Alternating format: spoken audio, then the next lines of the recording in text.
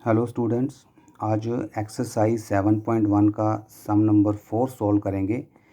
सम number 4 में हमें 3 points की वैल्यू पता है और हमने ये बताना है कि ये तीनों पॉइंट किसी आइसोलेस ट्रायंगल के वर्टिसेस हैं या नहीं हैं। तो सम नंबर 4 में पहले पॉइंट को ए सपोज किया, दूसरे को बी और तीसरे को हमने सी सपोज करके पहले हम ए का बी से डिस्टेंस फाइंड करेंगे, फिर बी का सी से और फिर सी का ए से।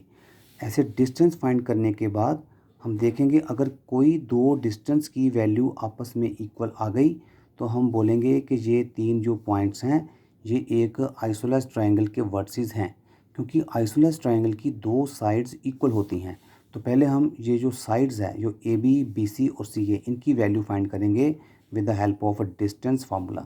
पहले हमने ए और बी के कोऑर्डिनेट्स लिख लिए, ये x1 y1 और ये सेकंड पॉइंट बनेगा x2 y2। ए बी का डिस्टेंस फार्मूला इस्तेमाल किया हमने, वैल्यूज़ पुट करके सॉल्व किया, ए बी आ गया √37। अब बी की वैल्यू 6 4 है, सी है 7 - 2, इसमें बनेगा ये x1 ये y1 ये x2 और ये y2। फिर से डिस्टेंस फार्मूला इस्तेमाल किया, बी सी की वैल्यू फिर आ गई √37। अब दो वैल्यूज़ तो सेम आ चुकी हैं। थर्ड वैल्यू भी फाइंड करेंगे। सी और ए के पॉइंट्स लिखने के बाद ये सी ए बनेगा x1 y1 और ए के कोऑर्डिनेट्स होंगे x2 y2। फिर से डिस्टेंस फार्मूला इस्तेमाल किया तो सी ए की वैल्यू आ गई 2। अगर सी ए की वैल्यू भी √37 ही आ जाती तो ये बननी थी इक्विलेटरल ट्रायंगल।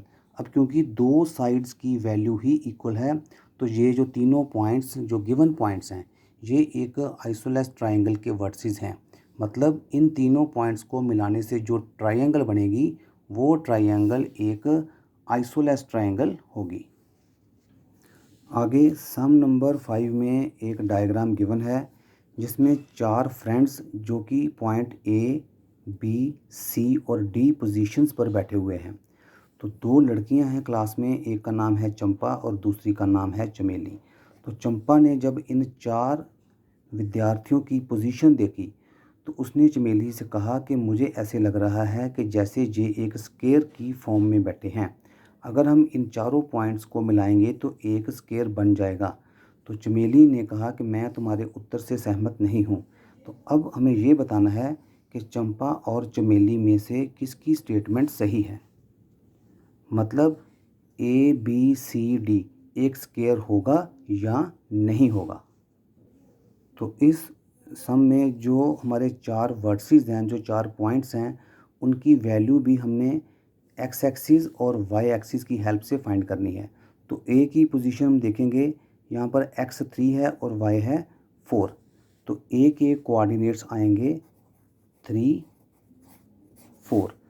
इसी तरह जो पॉइंट बी है, बी में x की वैल्यू 6 है और y की वैल्यू 7 है। बी के पॉइंट्स आएंगे 6 7, सी के पॉइंट आएंगे 9 और 4, सी की वैल्यू आएगी 9 4।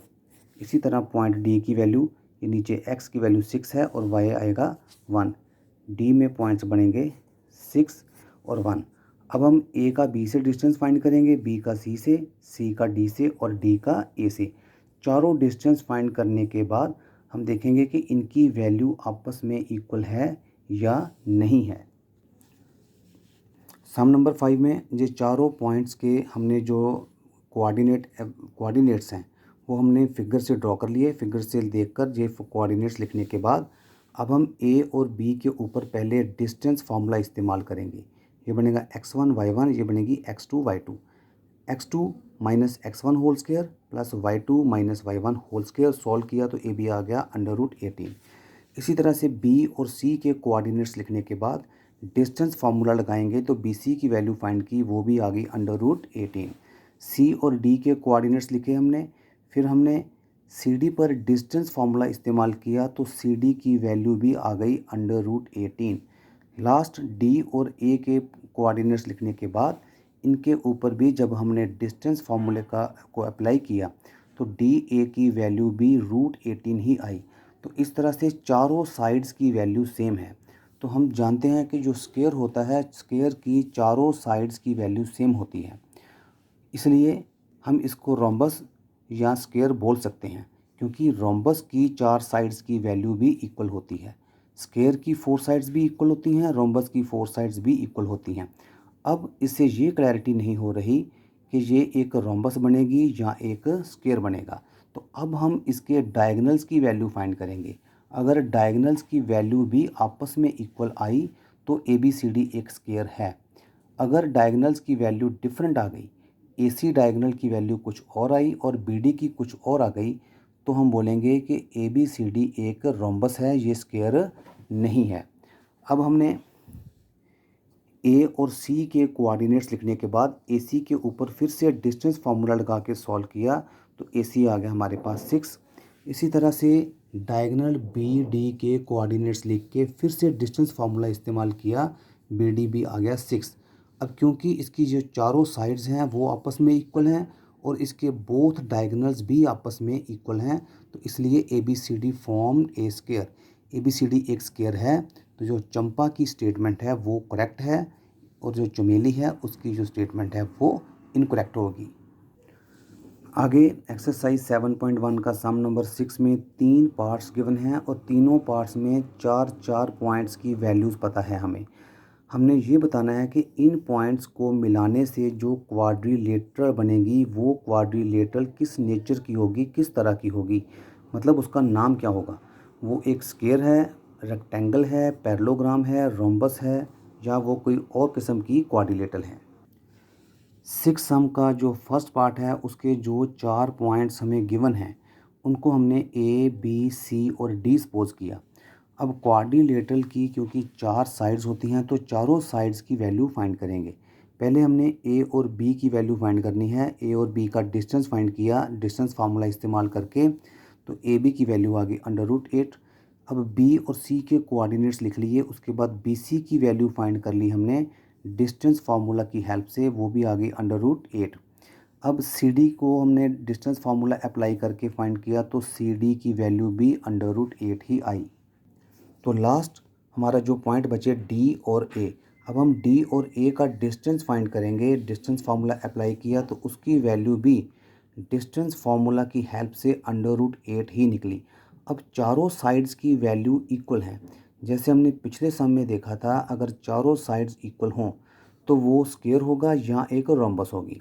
तो इनको स्क्वायर है या रोम्बस है ये कौन डिसाइड करेगा? ये इनके डायगोनल्स डिसाइड करेंगे कि ये 4 इक्वल साइड्स वाली क्वाड्रिलेटरल स्क्वायर है या एक रोम्बस है। अगर दोनों डायगोनल्स भी इक्वल हैं तो वो स्क्वायर होगा, अगर दोनों डायगोनल्स की वैल्यू इक्वल नहीं है तो वो एक रोम्बस होगी। अब हमने डायगोनल AC फाइंड किया डिस्टेंस फार्मूला इस्तेमाल करके। A की वैल्यू -1 -2 गिवन है, C की वैल्यू -1 2 है। डिस्टेंस फार्मूला अप्लाई किया, AC आ गया 4। इसी तरह BD के ऊपर भी डिस्टेंस फार्मूला अप्लाई किया तो BD भी 4 आ गया। अब चारों साइड्स की वैल्यू सेम है √8 और दोनों डायगोनल्स भी आपस में इक्वल हैं, तो इस तरह की जो क्वाड्रिलेटरल होगी उसे हम बोलेंगे स्क्वायर।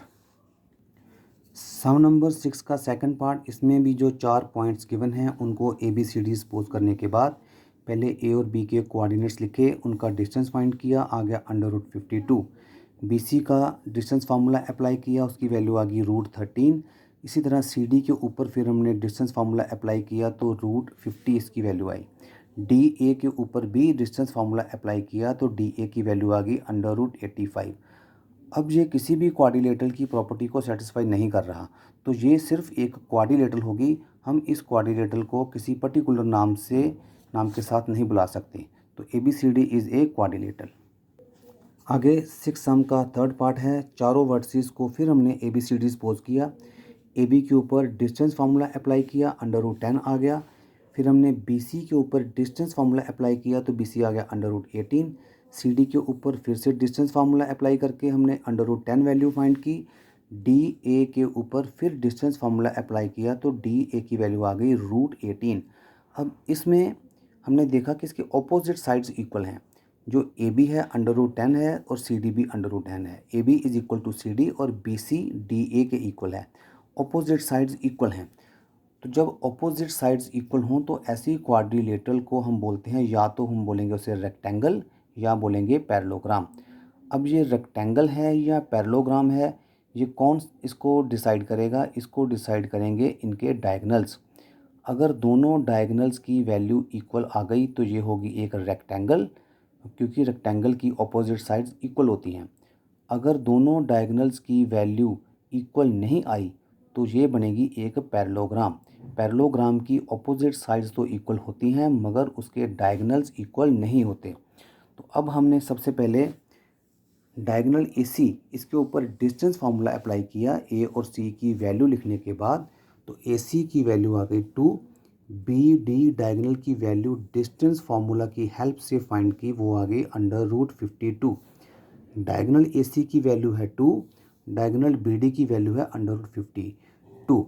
तो अब ऑपोजिट साइड्स तो इक्वल हैं पर इसके डायगोनल्स इक्वल नहीं हैं, इसलिए ABCD क्या बनेगी, एक पैरेललोग्राम।